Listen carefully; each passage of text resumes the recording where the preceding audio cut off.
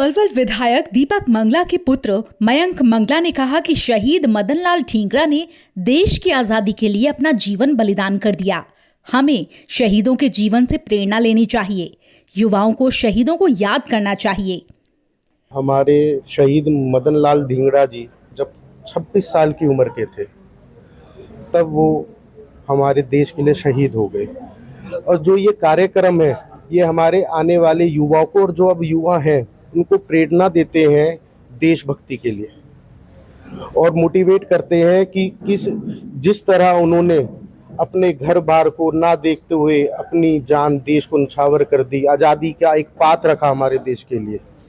तो उसको देखते हुए मेरे को लगता है इन कार्यक्रमों से हमारे युवाओं को मोटिवेशन मिलती है कि एक देश भावना आती है कि हम देश के लिए क्या क्या क्या कर सकते हैं।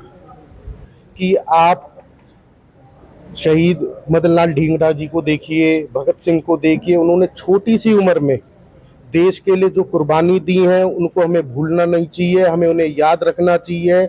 शहीद ठींगरा welfare society Jawahar Nagar camp Palwal के प्रधान लव कुमार ठींगरा ने कहा कि स्वतंत्रता सेनानी और क्रांतिकारी मदन लाल ठींगरा को 17 अगस्त 1909 को फांसी दी गई। महज 24 साल की उम्र में फांसी के फंदे को चूमने वाले मदन लाल ठींगरा ने अंग्रेजी हुकूमत के खिलाफ बगावत की और देश की आजादी में अहम योगदान दिया। मदन लाल ठींगरा जी की शहीदी दिवस भी है और उनकी मूर्ति प्रतिमा का अनावरण किया गया है, और इस अवसर पर इस समारोह का आयोजन करके समाज के लोगों में देशभक्ति की भावना को भरने का एक प्रयास किया गया है।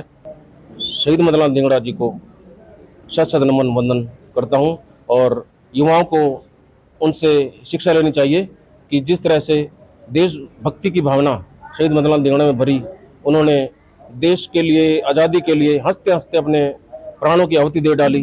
कम उम्र में ही संपन्न परिवार था, सब कुछ था, लेकिन सब कुछ त्याग कर निस्वार्थ सिर्फ देशभक्ति की भावना मन में थी।